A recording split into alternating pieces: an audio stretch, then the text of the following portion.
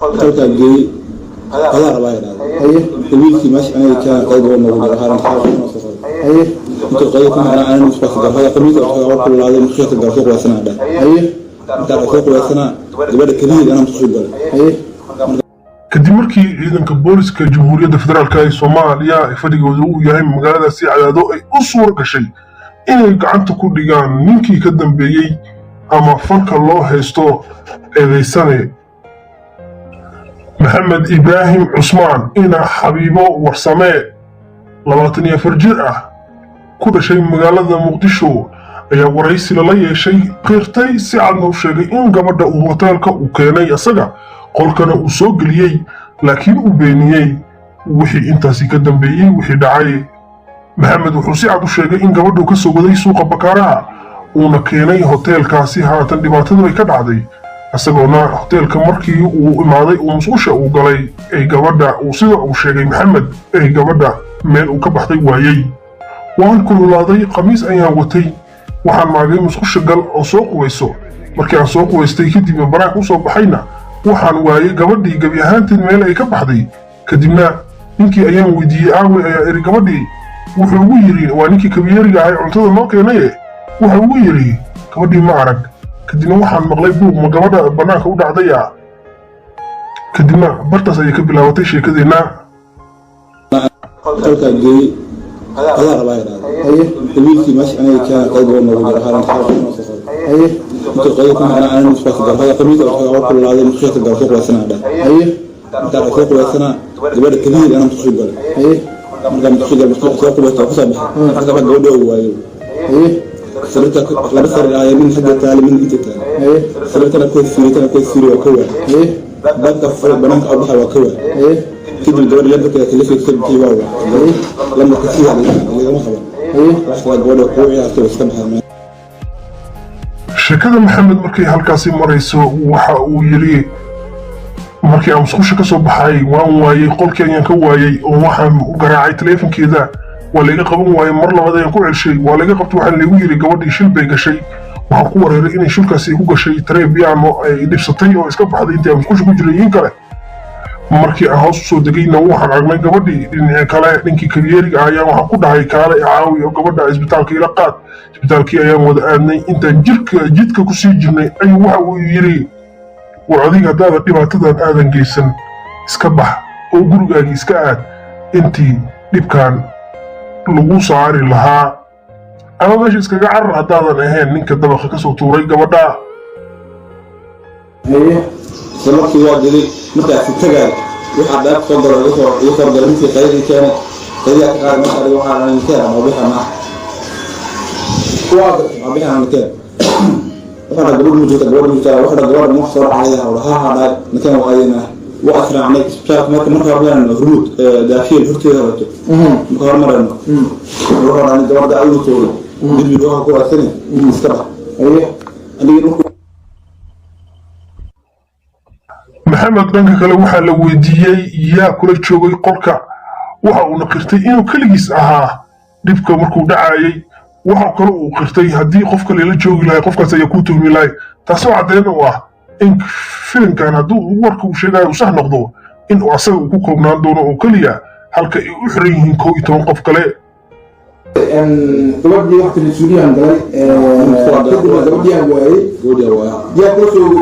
qof ila joog mara oo ma sha Allah ma qoful leeyahay waqti ma qama soo doqbi warna doqbi ana mushigi oo yaari qol ku jirna ala qoysi maqaydo ana fi maqaydo markii keen baa shalay qada lagu maqal ma saay waxaan adoo loo saafo oo ina oo qaamay dhanka kale Maxamed ayaa waxaa la weydiiyey sida isku barteen gabadha iyo meesha ay ku kulmeen waxa uu sheegay inay is yaqaaneen oo kaliya muddo isbuuca dhanka kalena waxa uu sheegay in gabadha ay shaah ku gadisay suuqa Bakaaraha waxa kale uu sheegay asagana inuu suuqa Bakaaraha uu ka shaqeeyo kadibna markii ay qolka waayeen hoteelada ku yaala suuqa Bakaaraha ay soo aadeen dhanka wadada Makal Mukarrama gaar ahaan degmada Waabari hoteelka Marwo gabadhaas ay garas barteen الجوار سوق وشيء جديد كان هذا أخبار من سبوع كأنه ما في شيء كان سوق كشتين هاي أول شيء جديد حلقة حافظة كسودي ما قصار حواليك مخوي بكارة خوي طبعا سوق بكارة أول مرة بكارة وين حواليك هو ده عند الساعة كوت من سوق بكارة دوس على حواس ومن دخلت الفيديو من كلام محمد وحنا ويديين لمبرك تليفونكيسا waxa uu sheegay lambarka taleefankiisa sida uu yahay waxa kale su'aal loo dusiyay ah lambarka gabadhii aad dishay ee ayraahday gabadha lagu eedeeyay dishay lambarkeeda waana uu diiday inuu sheego waxa uu yiri korka ma aqaani laakiin taleefanka idin soo qabana waa idin sheegi karaa waa uu ku adkaystay arrinkaasi uu diiday gabi ahaanba inuu yaqaano lambarka ama uu xifidsan yahay laakiin taleefankiisa uu ku jiro oo kaliya lambarka Xamdi Maxamed Faarax وكفسي يدل اسكو جيستي مغالطة مقدشو مرمك فوق وحدين أنا كحرنا وكذا فوق وحدين إيه فرتني سدح حلو الاحترام حلو الاحترام طبعا إيه ما بيجي شيء من كاتو عايزين يمكن ثلاثة على هذه قرآن هذيك كاتو عايزين كاتو عايزين قرآن تعرف بالعالم كيف أنا أحطه إيه تنطلق كنا أو تصيرين أنا لمبر إنا خطبت التلفون على وصورنا في تلفون waraysiga maxamed ayaa iftiiminaya waxyaabo badan oo dadweynaha Soomaaliyeed ka qarsanaa waxa uu si toos ah u qirtay in asaga iyo Xamdi kaliya ay qolka ku jirteen waxa uu kale u qirtay in uu kabayeeriga u keenay casho ayraahday qado halkaasina ay damacsanaayeen inay ku wada qadeeyaan waxa uu kale u qirtay in qof kale uusan la wadaagin arrinkan baarista kiiska Xamdi ayaad moodaa inuu soo fududaanayo maadaama gacanta lagu dhigay ninkii ama atoorihii filinkaasi oo dhan waana maxamed oo laga soo qabtay magaalada Cadaado dhanka kalena galabta ayaa la keenay magaalada Muqdisho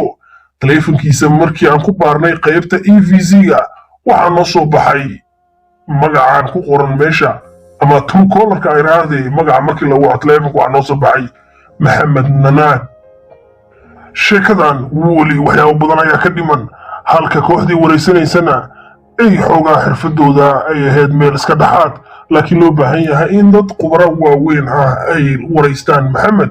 ayna xaqiiqda ugu dambeyn banaanka ay keenaan maxamed cawad wuxuu ku weyanayaa meeshii gabadhii Xamdi magaaladii Xamdi lagu dilay laguna kufsaday ee magaalada Muqdisho xabsiyadeeda xabsi ka mid ah gaar ahaan xarunta nabad sugidda magaalada Muqdisho dadweynaha Soomaaliyeed ayaa aad u wada sugaya meeshii uu ku dhamaado kiiskan iyadoona la wada og yahay in dowladda Puntland kiis noocaan oo kale gacanta ku dhigtay ayna marisay qaabkii ugu fiicnaa ee ahaa in la qisaaso kooxdii dambiilayaasha ah ee dhibkaasi geystay magaalada Gaalkacyo ka geystay dilkaasi laguna qisaasay magaalada Boosaaso xamarna waxaan ka filaynaa iyo dowladeedaba in arrinkaasi arrin ka fiicanba ay mari doonaan haddii ay ku caddaata dambiilayaashan ayraahda eedanaystayaashan la soo qabtay dambiga inay geysteen kufsiga iyo dilka isugu jira ee weliba qaabka ardaxandarada ah ee ka dhacay magaalada Muqdisho waa Maxamed Alfa ra'yigaaga hoos nagu reeb salaamullaahi calaykum